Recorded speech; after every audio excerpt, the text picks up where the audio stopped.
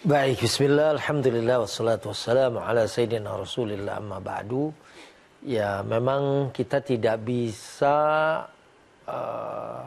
menyatakan 100% seorang itu soleh, beriman, bertakwa. Karena kita kan nggak tahu apa yang ada di dalam hati seorang. Karena orang munafik, kalau dilihat di dalam ayat, oh mereka itu kalau berbicara tentang Tuhan atau ketuhanan, mereka itu tasma' li qaulihim. Kamu akan mendengar karena mereka manis sekali berbicara keimanan, ya kan? Tapi sungguhnya mereka itu adalah orang-orang yang menyembunyikan kekufuran tapi menampakkan keimanan. Nah, tapi memang gitu ya, kayak monitor yang tampil itu pasti tergantung CPU-nya. Ya, Central Processing Unit-nya itu dia berapa kecepatannya, maka monitornya juga gitu. Ya, itu apa yang ada di dalam biasanya keluar juga di monitor gitu kan. Nah, secara umum kita bisa bahkan merasakan kekuatan keimanan seseorang waktu berdekatan dengan dirinya.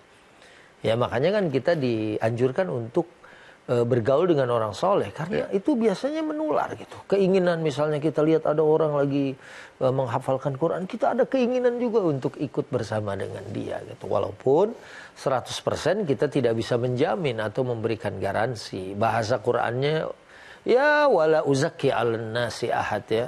Wala uzakki 'alallahi ahad. Kita tidak bisa menjamin ya kepada orang bahwa orang itu adalah orang-orang yang bersih, orang-orang yang suci gitu ya.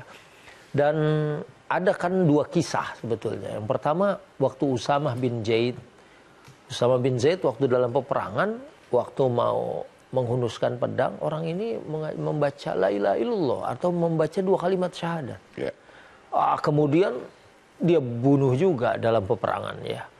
Kemudian sampai berita ini kepada Nabi SAW. Kemudian ditanya, kenapa kamu bunuh juga? Padahal dia sudah mengatakan la ilaha illallah. Artinya dia sudah masuk ke dalam Islam. Ya Rasulullah, kayaknya dia cuma ya sekedar ucapan itu sekedar menyelamatkan dirinya dari kehancuran. Gitu. Padahal itu tidak lahir dari hatinya dia. Dari mana kamu tahu dia mengucapkan itu tidak lahir dari hatinya? Nah, makanya dari sini kita belajar kisah itu ya.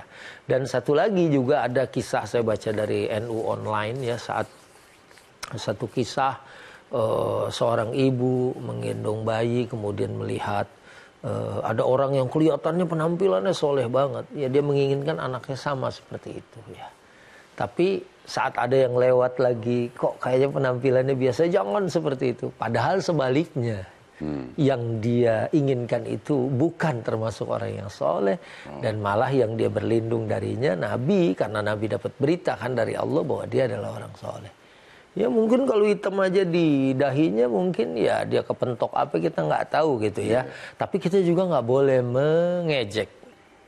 Ya bukan seperti itu tanda sujud. Ya itu mah karena karpetnya aja keras ya. Kita juga nggak boleh mengatakan hal seperti itu. Ya.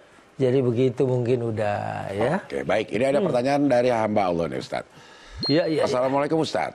Ada teman yang lepas jilbab karena pekerjaannya meminta dia lepas jilbab, tapi sholatnya tetap jalan. Bagaimana hukumnya? Wah, sholatnya nggak sah kalau tetap jalan ya kan, mesti kan diem dia. Diem ya. Oke, tetap melaksanakan sholat. Tetap melaksanakan sholat.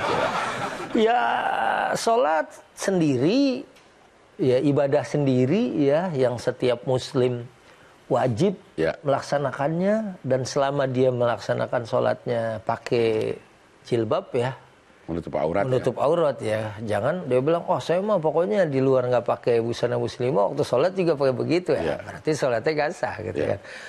Nah di situ dia dapat nilai gitu kan, tapi dia juga mendapatkan kesalahan dari dia meninggalkan bagian dari perintah Allah Subhanahu wa taala gitu. Jadi terpisah